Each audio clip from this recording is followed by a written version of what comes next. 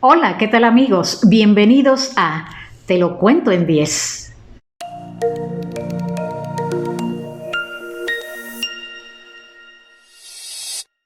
En esta semana estudiaremos Mateo del 15 al 17 y Marcos del 7 al 9. Tú eres el Cristo. Los fariseos y saduceos en este momento están pidiendo señales para poder creer en el Mesías prometido. Y dice en el estudio de la semana que lo que realmente necesitaban ellos no eran señales. Ya habían visto muchos milagros, habían estado presentes, habían escuchado las palabras de Cristo que sanaban a los enfermos. Sin embargo, su mente y su corazón estaba cerrado para poder entender este tipo de cosas. ¿Y nosotros cómo somos en nuestro tiempo? ¿Estamos listos para reconocer a Cristo? Si nosotros hubiéramos tenido la oportunidad de vivir en su tiempo, ¿nos hubiéramos convertido a su mensaje? ¿Hubiera dado lo que sea por pasar por lo menos un minuto en cualquiera de sus clases? ¿Te hubiera gustado a ti vivir en ese tiempo?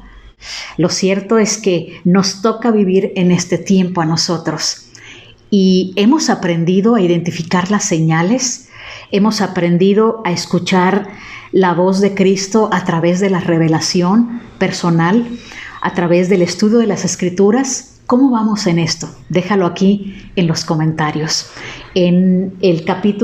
Precisamente en el capítulo 16 de Mateo, nos narra una experiencia acerca de estas cosas, del testimonio que los discípulos tenían acerca del Maestro y cómo no iban a tener un testimonio grande de Él. Fíjense, tienen como 2 años que viven con Él, van a donde va Él, lo escuchan hablar, sienten sus palabras en su corazón, han visto, han sido testigos cómo el Salvador ha curado a tantos.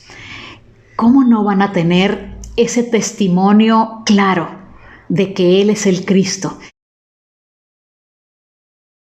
Y hay una plática que se mantiene entre Jesucristo y sus apóstoles. Cuando Él ve que fariseos y saduceos no son capaces de reconocerlo, les pregunta a ellos, a los apóstoles, ¿y quién dice la gente que soy? Y ellos responden, algunos dicen que eres Elías, otros dicen que eres Jeremías o Juan el Bautista o cualquiera de profeta de la antigüedad.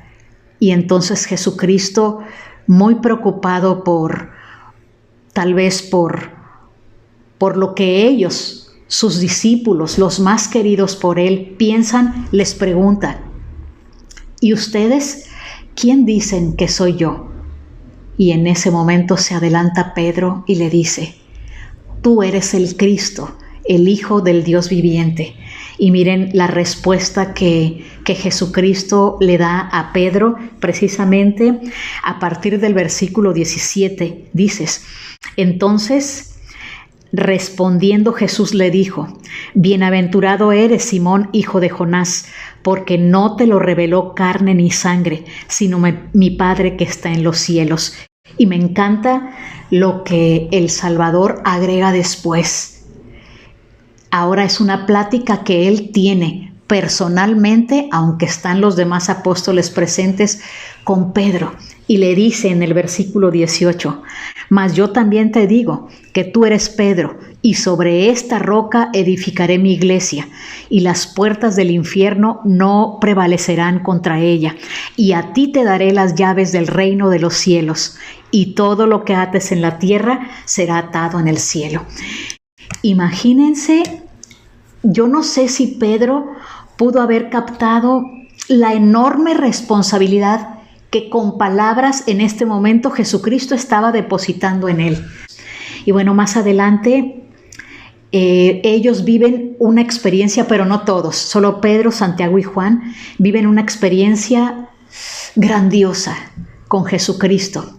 Dice que fueron al monte de la transfiguración y ahí fueron testigos de algo que yo digo que tal vez Pedro, Santiago y Juan nunca se imaginaron.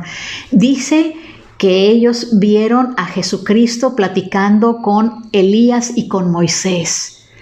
que sus rostros resplandecían, que sus ropas eran de una blancura indescriptible. Imagínense qué bonita experiencia están viviendo ellos ahí. ¿Y por qué exactamente ellos tres? Yo creo que desde ese momento, y no sé si antes de ese momento, Jesucristo ya conocía bastante bien a sus apóstoles y sabía en quién iba a dejar la mayor responsabilidad. Por eso les estaba permitiendo a ellos que vivieran esas experiencias para que fuera un testimonio cuando Él ya no estuviera aquí. Qué bonito, regresan de tener esa experiencia tan hermosa cuando escuchan en esa experiencia hermosa que les estoy mencionando, los cielos abrirse y escuchar una voz que les dice: este es mi Hijo amado, refiriéndose a Cristo. ¿Qué más testimonio necesitaban ellos? Y bueno, más adelante también en el capítulo 17 de Mateo, después de vivir la experiencia en el monte de la transfiguración, regresan ellos, Jesucristo y los 3 discípulos, y entonces van y se encuentran con el resto de los discípulos, pero hay mucha gente y hay un gran alboroto.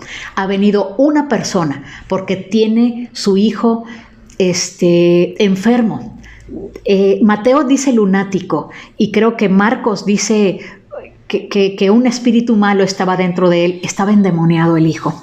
Y entonces dice la narración que este hombre había acudido a los apóstoles para que lo sanaran, pero los apóstoles no lo habían podido hacer.